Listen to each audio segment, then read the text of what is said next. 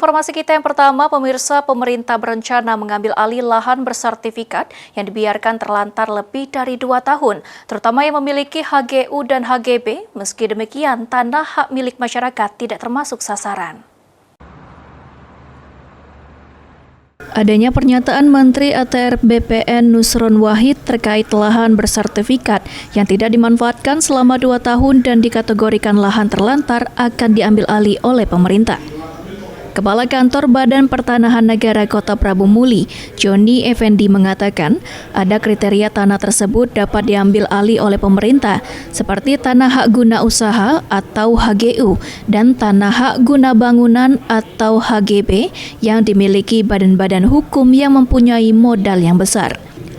Meski demikian, pemerintah juga memiliki sejumlah tahapan untuk mengambil alih tanah tersebut, seperti wajib menginventarisasi terlebih dahulu. Sedangkan untuk tanah hak milik tidak perlu khawatir karena tidak menjadi sasaran dari pemerintah. Perlu kita pahami bahwa pemerintah pada umumnya adalah melindungi hak-hak warga negaranya dan juga untuk berusaha untuk mensejahterakan rakyatnya sendiri. Jadi tidak ada kemungkinan seperti itu.